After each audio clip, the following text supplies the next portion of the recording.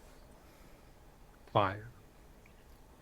Okay, so the creature hisses in pain as the holy water eats into it as though it was some sort of acidic compound.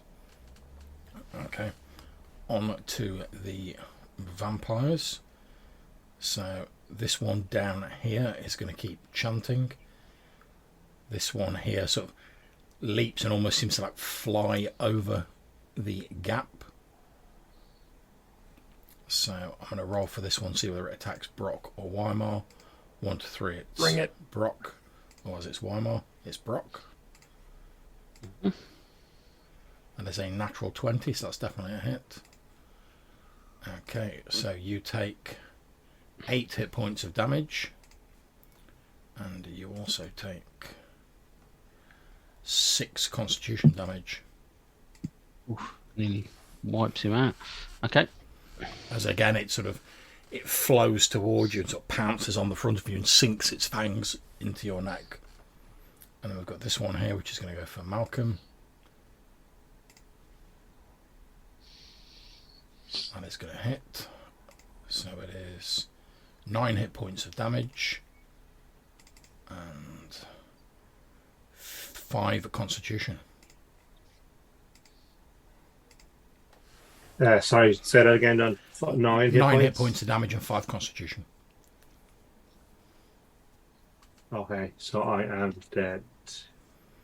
Okay. No, I'm not. Oh, sorry, 5? Yes, I am. that's right. Okay.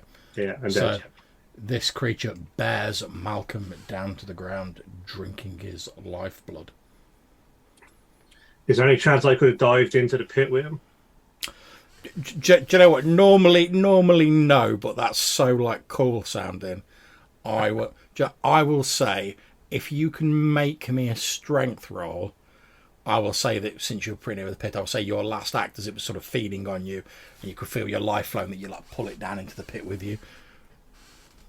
Now that won't kill the vampire, I will tell you, but it would potentially mean like it'd be out of this combat because it'll obviously have to like climb back up out of the pit. Yeah, well, I didn't manage the strength check, so don't worry about it. Okay, no problem. So I'm going to say that you managed to like drag it back almost to the lip of it. You guys see sort of like Malcolm with the last of his breath heroically trying to pull this thing over the edge, but just on the cusp of the abyss, it takes him down to the floor, and it sort of falls on him like a ravenous beast. Okay, so initiative again, guys, and obviously D12 roll from yourself, Brock.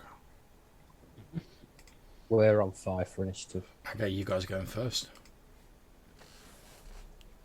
Got 6.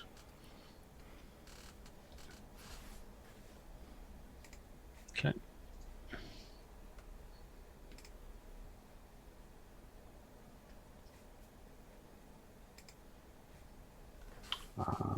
I'm going to attack this one.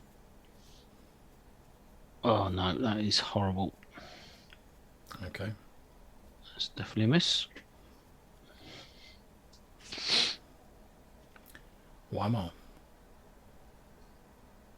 Okay. Sound sword comes out, and 16 misses, right? Yeah, 17 you need. Great. Okay. Quentin? I'm going to use a scroll of evil protection. Oh, dispel evil. Yeah. Okay, so I'm going to use it on Lamb. okay. So, are you using it to Protect try and- Lamb. Okay. Basically, dispel this thing So that's effectively going into it. dispel the curse. Yeah. Okay, and that is not a problem. So for your action for the round, you pull out this scroll. As you intone the words, the scroll like bursts into flame and disappears. As the magic is released, the sort of red light motes that have been passing into Lan seem to all be like pulled out of her, and then they get sucked down into the abyss. The creature that is feeding on Malcolm suddenly stands up, looks around, and it's like, no! Fuck you. The body of land lies still, but the sort of dark vitality and sort of evil energy that was flowing into her appears to have been like forced back into the abyss from where it came. Obviously, cross off your scroll. You no longer need to make rolls for the ceremony, bro. Mm-hmm. Unfortunately, that does mean the third vampire doesn't need to carry on chanting anymore. But Yeah, well, if you're going to go, save something. that's it, exactly. Okay, so has everyone gone this round? Yep. Right, initiative them. I'm on a mighty 2. We're on 5. Okay, you guys first.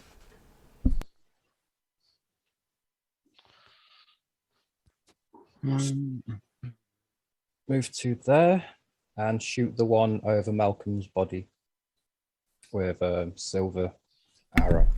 Okay, go for it.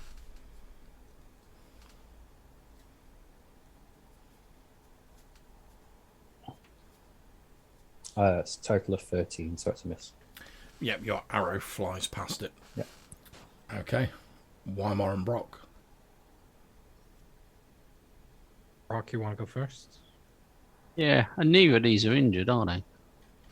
No, the one in No. front of me is. One of Oh, them it is. Oh, holy okay. water Oh, on it. Yeah. all right, I'll attack that one then. It's basically got some like cinematic like scarring down one side of his face from the holy water. Yeah, I only got a 15. Okay. Yep. No. So on to the vampires. This one Well, here. I'll. Sorry, I'll go ahead. do mine as well. Sorry, my So- apologies. Yeah, no problem. So this guy, and I'm trying to fence it into the pit, but let's see what happens. No, even worse. Oh no, this is the end. Okay. So for the vampires, this one is going to carry on feeding on Malcolm. And you might be wrong, Brock and Weimar, because obviously you're fighting this creature, you're only seeing like glimpses of what's going on past it, but it almost looks as though like the creature's trying to feed some of its own blood into Malcolm's mouth. Bollocks. This one is going to move around here, so we'll have one on Brock and one on Weimar. So the one on Brock hits. You take 4 hit points of damage. Yeah, that don't matter. You take 6 constitution damage. That fucking very much does. When I took 6 last time. That's 18 constitution I've lost. So that's well and truly over the top. Yeah, how you doing there, Big Brock? I've had better days. Welcome to the land of vampires. I presume that's Brock down, is it? Yeah, he only had 14. Yeah. Okay, no problems. So yeah, Brock goes down with one of these creatures on top of him. Our characters are looking pretty tasty though, Malcolm. I've got to be honest. Well, that's it. You guys might be the villains for the next characters. Yeah, no, this is. I'm like, they tag me once and I'm gone. So. Okay, so the one on Weimar. This is speaking of. Misses. It misses. Indeed. Praise Gale. Indeed. Right, on to initiative then. 4. We're on 5 again. Okay. On to you guys. Well, Quentin has a great view of our line just collapsing entirely.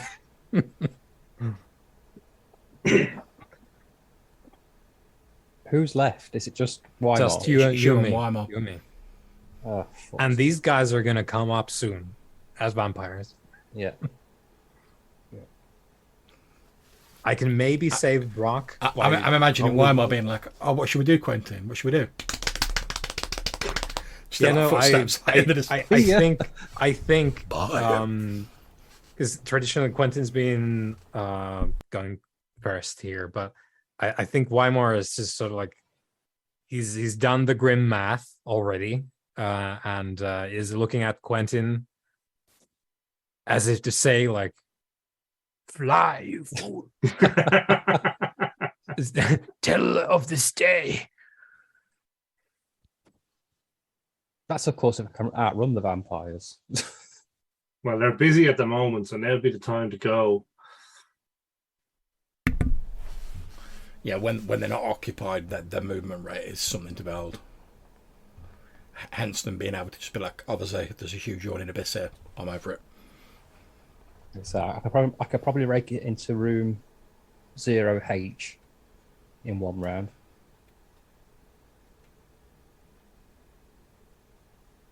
And then up the stairs, but you know, if I'm meant to die, I'm meant to die. So I'm just going to continue shooting arrows at the fuckers.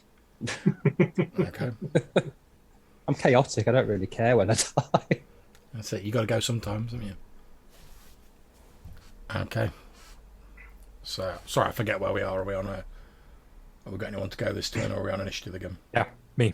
Okay, cool. So, Yeah, we've both got to go yet, but Cool. yeah. Well, yeah, Quentin, you do first. yeah. So I'll try and shoot this one that's currently... No, forget that. It's a 1, so Okay. I think we're Not toast. too late to run away. That's it. You still have movement. Actually, I was no, going to say, 'cause you've still got when move. this one's eating Weimar, I can make a peg for it. Well, don't forget, you've still got your move this round, because you've only shot. Yeah. So you can Yeah, move so- and shoot. Given the fact that I've completely missed, Yep. I can do that and still take that shot that missed. Yep. Yep. So, John, let me know how much falls into the purview of like one movement and one action here, but I would like to take one of my like the whole thing of garlic Nice. and just like just force it down, just like savage it, so Okay. that it's in my gullet, and like, Okay. can I brush past this guy? Like, can I move? So I guess diagonally, I would Yeah. at least Oh, be yeah. able to move there. Okay. So, It probably, yeah. Sorry. since you're reeking of garlic and you're in close proximity to these vampires, I need to now make a save for them. So let's see if the one who was attacking you. No. So the one that's feeding on Brock passes. So the one that's feeding on Brock stays there and is too enveloped in what it's doing. The one that was fighting you, however, sort of lets out a loud animalistic hiss, and it sort of like draws back from you. Now, I'm gonna do one of the two things depending on, like, 'cause this guy is so engorging itself on Brock's essence that it's not stopping for my garlic breath. No. Now,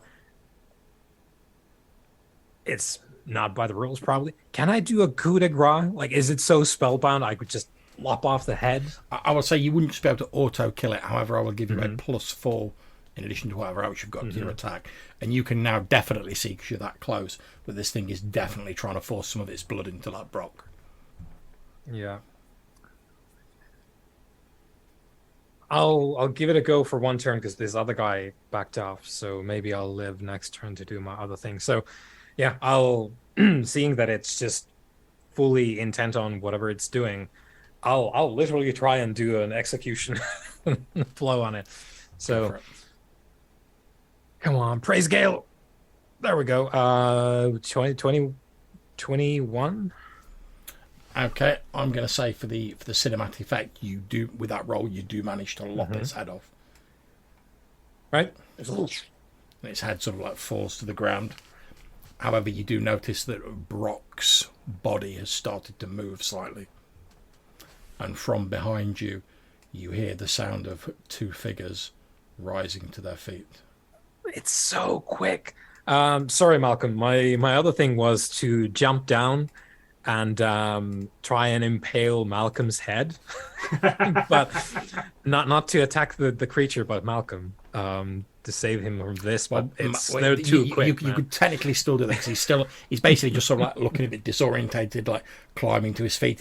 His head sort of slowly, as if he's not really aware of where he is, turns in your direction. You can see his eyes are just like a solid blood red colour. and like all sort of semblance of humanity just appears to have disappeared from its face. It's like you're looking at the face of a stranger. So he's not quite up and ready to attack yet, but he's like climbing to his feet and sort of doing that whole like yep, waking to new life. Yes. Unholy as it is. Okay, well, I guess that's my turn though. Yeah. For now. Okay. So, Quentin, have you done yours? Sorry, I forget. No, I've not done mine yet. Okay. I've just seen Malcolm wake up. Yep. Yeah. And you've seen like Brock starting to like move a little bit, although he's not like up yet. Well, we couldn't really handle 3 of them.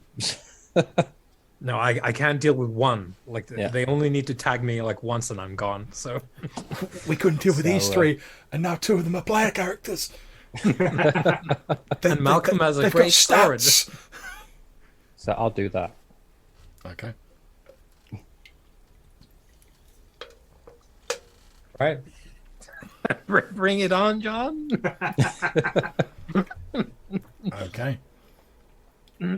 So Malcolm's getting to his feet. Brock hasn't moved yet. This one's so it's basically just this one. Because the one that you got with the garlic still sort of like withdrawn for this turn. It's been repelled. Yep.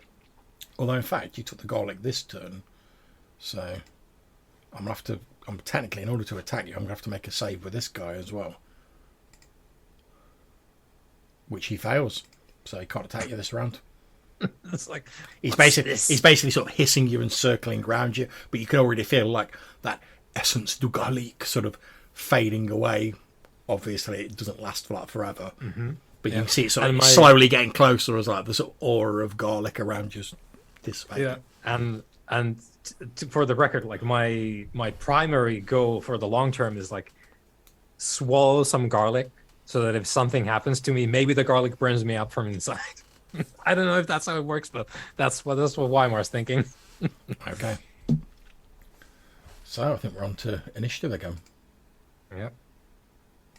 Quentin, is your magic still applying the? I hope We're on 6. I've 7. got 6. Oh, look at that. So Woohoo. you guys going first. Okay.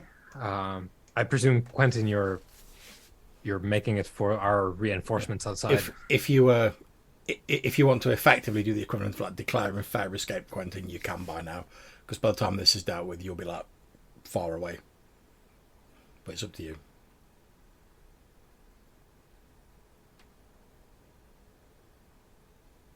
Kind of torn. I just don't want to be a vampire. So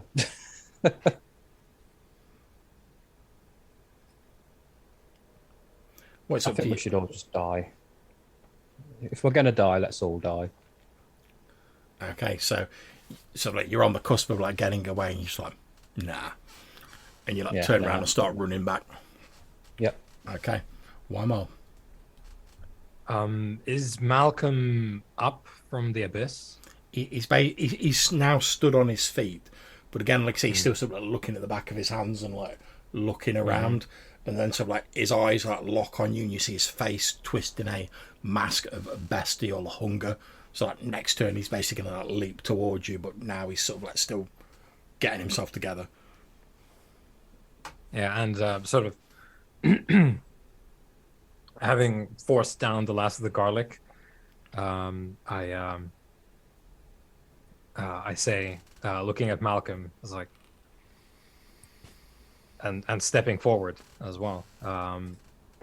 It's been a long road, and I think the judge would have judged you worthy, and then just try and Okay, cleave him in half. Okay, so since we're at this sort of like cinematic stage, obviously, Malcolm, you sort of like you've resurrected as this creature of the night.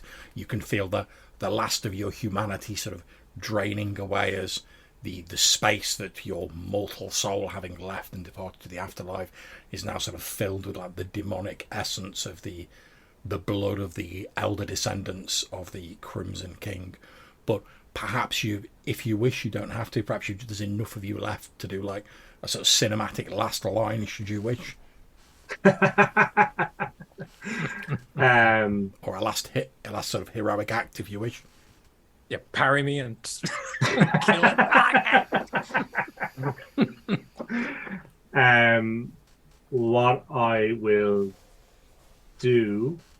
say, farewell, my friend, and I will throw the green blade in Quentin's direction. Okay, so yeah, I'm not going to make you make a roll for that. Very cinematic. So, Quentin, as you run back in, you see Malcolm sort of now the pale, blood red eyes. He seems to be like struggling to like keep control of himself, but the hunger's obviously winning out as Wymar's sort of stepping in and getting ready to cleave him in too. He shouts, "Farewell, my friend," and he like hurls the green blade through the air. You actually see like a sort of hiss of sort of steam as his like hand makes contact with the blade, as though it started to burn him in his new undead state, and then he hurls it towards you and it clatters to the ground at your feet, Quentin. Wymar, you shout out, "Oh, the judge would have found you worthy," and you step in swinging the sun sword. Yeah, that'd be 26.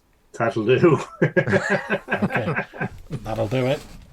Okay, and since we're going on to sort of like the cinematic mode now, I'm going to say you cleave into Malcolm and he falls backwards into the abyss. You hear a sort of animalistic sort of hissing noise getting fainter as he falls down into the abyss. You've no idea how deep it is, whether that will kill him or finish him off, but for the moment it has taken him out. But then from behind you hear the sound of a large figure rising slowly to its feet, the sound of a scraping metal as a large sword is picked up from the floor. Okay, so you ate garlic. You ate your last garlic again this round, didn't you? I still have a number of garlic. Oh right, okay. Well, you ate some this round, didn't you? Yeah, I'll eat the. Okay, Yep. no problem. So Brock's just getting to his feet. So with the other two vampires, one has passed, one has failed. So only one can attack you. So I'll just go for the nearest one for convenience. So that is a miss. So although it does get close to you, perhaps it's put off by the garlic aroma wafting from you. The other one sort of remains at a distance, dropping to all fours like an animal, hissing at you as it sort of like it sort of moves forward a bit, but then catches the smell and sort of backs off again, almost scuttling like an insect or some sort of animal. Any more for any more? I think that's it, right? Quentin, you run. Yeah, I've gone. No, You've gone. Okay. They've gone. It's initiative again then. We're on 7. You're going first. Ooh, spicy. Quentin, the initiative, man. That's like 2 7s. Quick and the dead. Right then, what have we got here?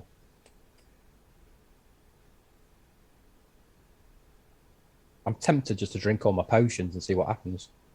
Yeah, I mean, if you got the juice, do you know what? This the time. I'm going for it. I'm That going to light drink all scroll the might be potions. handy as well. I've no idea what to do. I'm just going to drink them all. Okay, I am going to have to look this up because I can't remember what happens when you drink them all. I know something happens.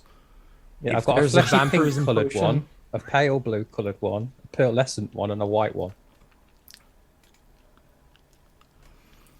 All right, I will tell you that you might be better, just in the interests of this scene. The effects of drinking a potion while under the effects of another potion, basically all it means is like you're disabled for 3 turns and the effects of both of them are cancelled. So I'll you might just be drink better one off at a just picking time a then. random one. Yeah, I'll go for the pearlescent one. Okay, the pearlescent one. I'm going to have to look up my item list now. Let's see, potion pearlescent. Okay, not a problem. So you drink this pearlescent potion, obviously cross it off your character sheet, and as you drink it you feel a warmth flow down into you, and at first nothing seems to happen, but then as it sort of seeps into your system and it starts to take its possibly nefarious effects, we will find out. You suddenly become very aware that in the chamber over here, Yeah. frozen in the ice with whatever spirit remains in there, there is 30,000 silver pieces and 6,000 gold pieces. Nice. And you just know that as a fact. Like, you're not sure how you know it, but you know it. Wrong potion. Okay.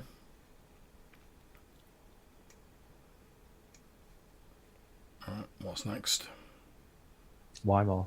I think it's me, yeah. Because Brock and this other one are keeping their distance, I'm going to try and fight this one. Also, like, three of them are like slowly sort of like circling you, as though they're like, they're sort of waiting for a moment's weakness to like leap in and pounce on you, like sort of, like pack animals. Yeah. No. Ah! That's a 1. Okay. Okay, so this is now Weimar just being worn down and facing down 3 vampires. Are you eating any more garlic this turn? Yeah. Okay, cross off another clove. I've 2 more to go after this. So we're going to the vampires. So this will be the last turn that Brock's sort of like doing his like adjusting to it, and then he'll be able to move normally next turn. So the other 2 make their saves. So 1 succeeded. 1 has failed. So again, it's one of them attacking you. So the nearest one again misses. Gale is with us. Okay, so back onto Okay, initiative. Quentin. Then. Or, well. Oh yes, of course.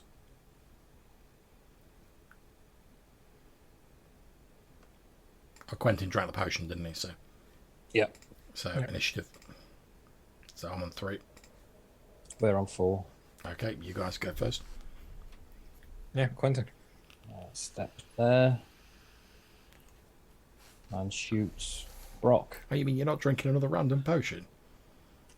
Well, I could do, but I don't know how long these effects last for. So,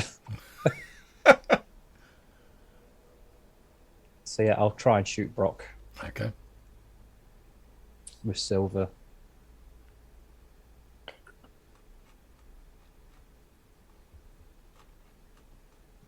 And I've got 20.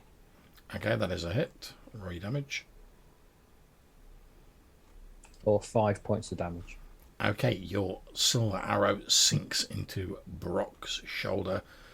Is now pallid vampiric flesh, and you see like it's sort of blacken, and then a wisp of smoke hisses up.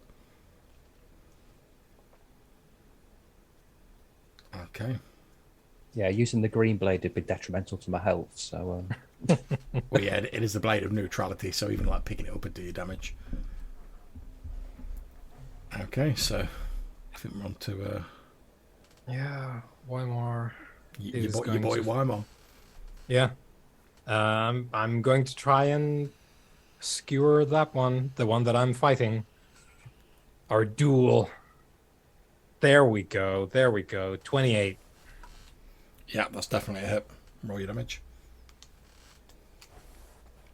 There we go. 14. How's that?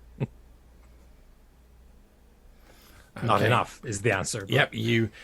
Like you say, it's not enough to kill it, but you do inflict a serious injury on it.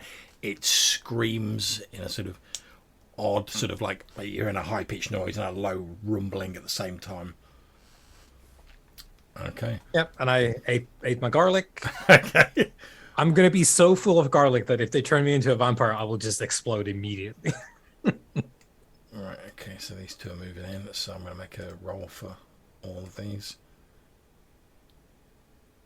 Okay. So 1 succeeded. 2 succeeded. Well, the good news is Brock's not attacking you. He's repelled by the garlic, but there's 2 others who have succeeded. 1 misses. Come on, 2 misses. Gale! 5 and a 2.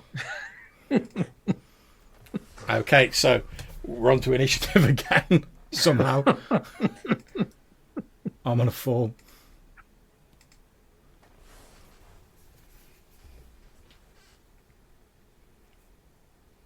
Do you want to roll for you guys, Quentin? 5, matey. Sorry. Okay. So you guys are going first, and as you look, you almost can't believe your own eyes, Quentin, as Weimar's surrounded by like vampire Brock and these two like elder vampires, children of the Crimson King, and yet somehow as he's like shoveling garlic down like it's going out of fashion, somehow he's still going. Nice. Right, and I'll keep shooting at Brock then. Okay, go for it. That's 15. Okay. I don't think that's enough for Brock's AC, unfortunately. No, I don't think so. 18 is. Okay, one more. Yeah, same target, just... Yes! That would be 29. Yeah, roll your damage. 11?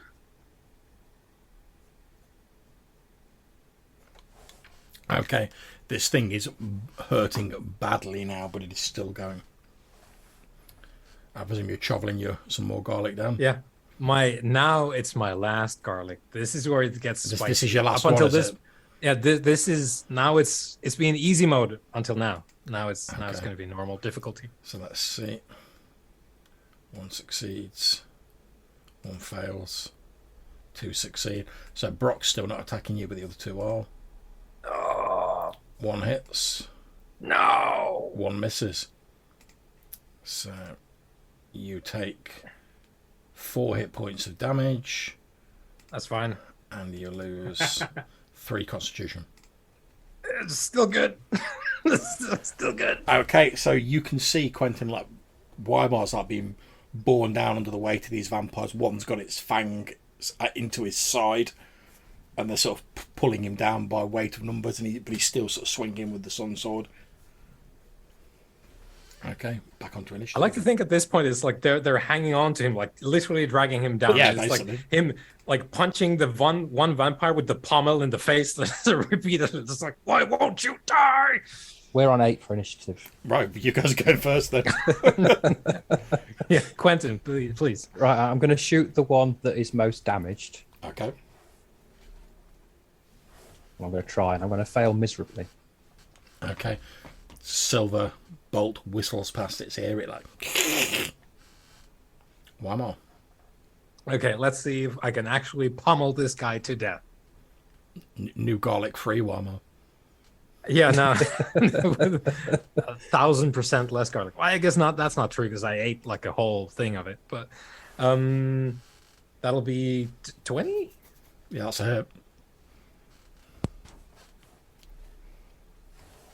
Okay, 13.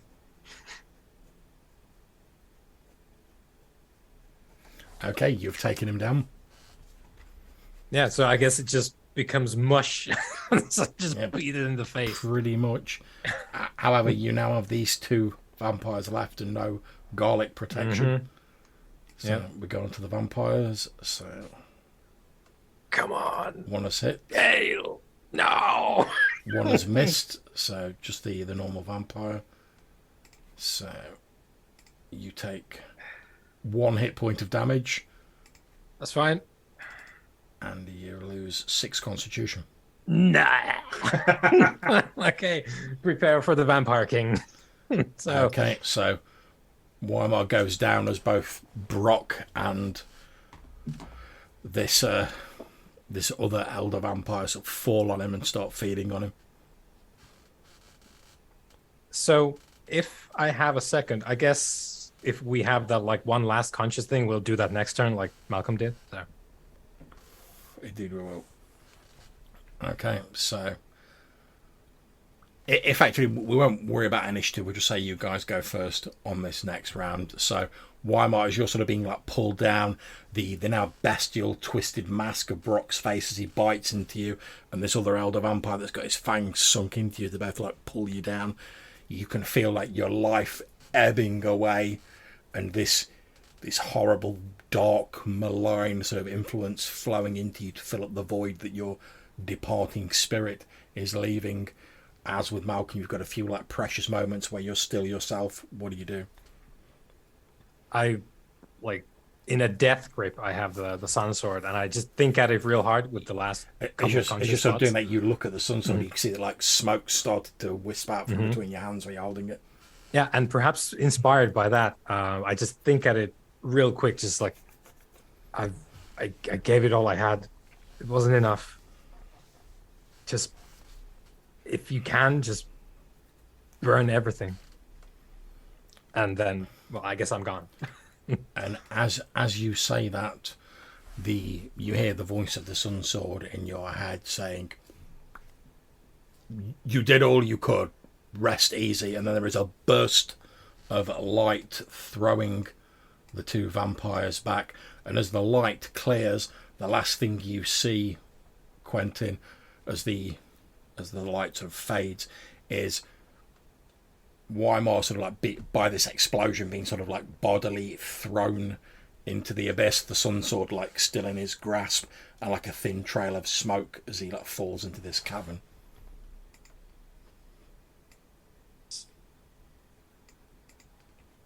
And you see these like two sort of dazed vampires like Brock and this elder vampire sort of like slowly picking themselves up and shaking their heads to clear their vision. What do you do, Quentin?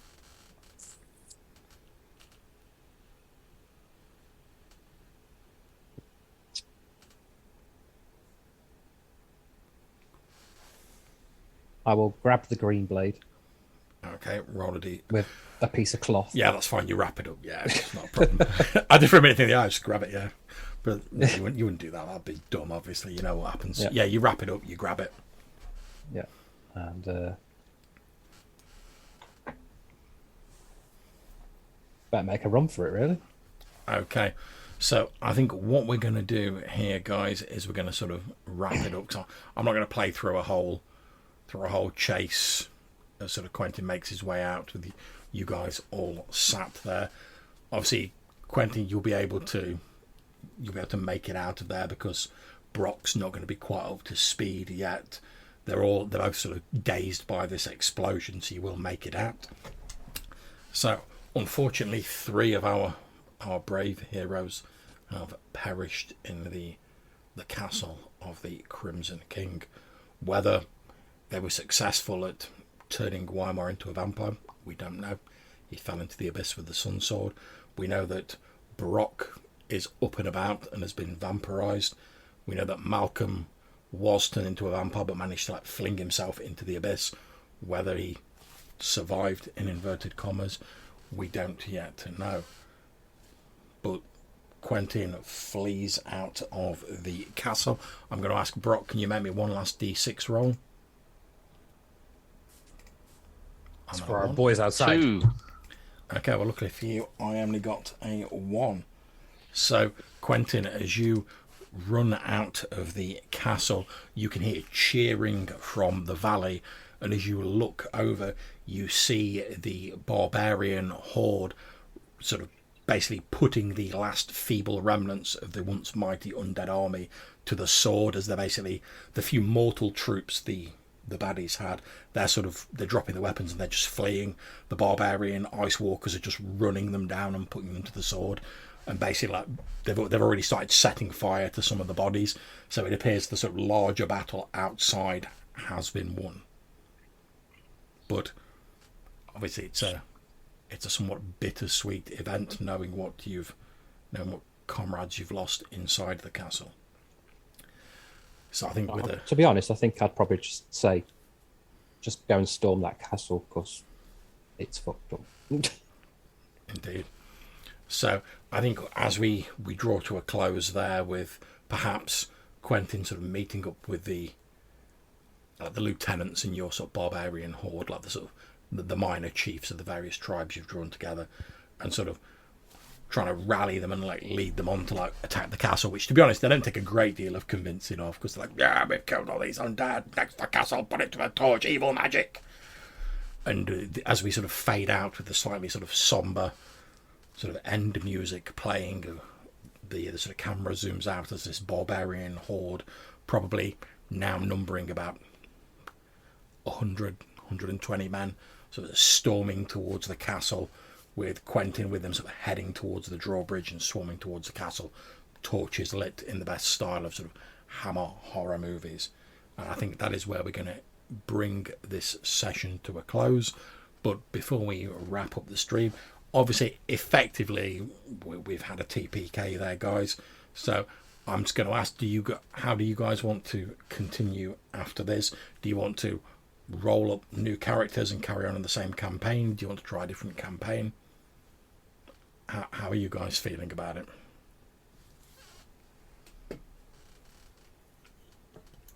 I think we've sort of set up a the scene for a completely new campaign in this world where like something else happens, maybe another group of people pursue the swords or whatever, but like I'm not sort of,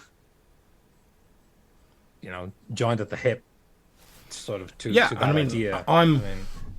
If we were to continue in this same campaign world, and obviously I'm recording this for the streams, I think it's an interesting thing for like people to see. So like what happens in a campaign when you've lost this number of player characters. Obviously, if we were to continue in this campaign world, I'd suggest we maybe have a bit of a time skip to like move things forward. We'd have a chat about what we wanted the focus of like the next campaign to be, because although ostensibly it's set in the same campaign world, we might pick like a different area and go like, oh yeah, we actually want to be like people from this area, or maybe we want to like have a campaign that like doesn't focus on the swords, we want it to focus on something else, and we could easily do that. Or as you've said, we could be like, oh yeah, we're gonna focus on like a new group of people trying to retrieve these swords. We could go either way with that, and I'd be fine with any of that. If you guys are like, oh, we'd like to try something different, we can do that as well. Entirely throwing it open to you guys. I'm happy with either. Like I said, I'd like to keep the time slot and keep the group, obviously, because I enjoy role playing with you guys. But like Yanis was saying, I'm not wedded at the hip to either idea. I'd like to try something different.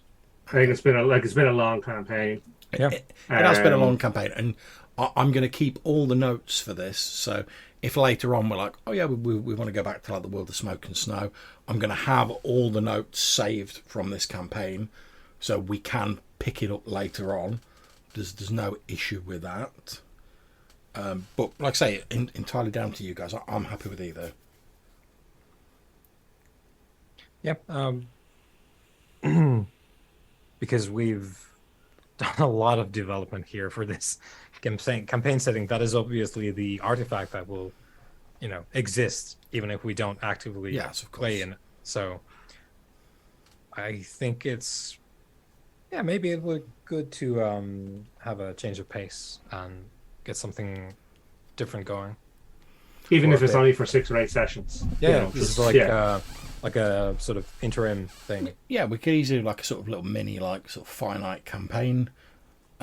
Obviously, I've got if you want to try a different system, I've got like a smorgasbord of different games. If you just wanted to do some D&D but in a different setting, we could do that. Whatever you guys fancy, really. I think just because it's the eternal problem, like there's so many good options. Yeah, I don't think I can conjure up one right now. No, what I'd suggest we do is if we're saying that like, oh, we'd like to try something different, what I'd suggest is when we would normally have the next session, we'll all get together via Zoom, and we'll have like a chat, maybe a session 0 if we come up with an idea, and we'll sort of talk over the ideas then when we're sort of fresh and we've had a bit of time to think about it. And we'll do it that way rather than like trying to just come up with something off the cuff now when we're all like a bit tired and we've just finished that game and stuff like that. Yeah, and dead. Yeah. Or undead. I'm retired, I didn't die. But yeah, thank you very much for playing on that, guys. I hope despite the character deaths you all enjoyed the session. Yeah, thanks a million, John. No problems. And like I say, it's been an absolute pleasure for me to run this campaign. Thoroughly enjoyed running the game for for the group, and look forward to whatever we decide to do next as a campaign. And as I say, if we do want to come back to this world at any point, I've got all the notes from like all the previous games saved up, so we can easily do that whenever we want. We can just pick it straight back up again with like a different group of player characters. So I'm gonna end the stream here. I'm just gonna again say thank you to my wonderful players. Thank you to anyone who's watched these Smoke and Snow episodes. We hope you've enjoyed it. I hope you've had as much fun as I have running it, and hopefully whatever we're doing next, we'll catch you then. Take it easy.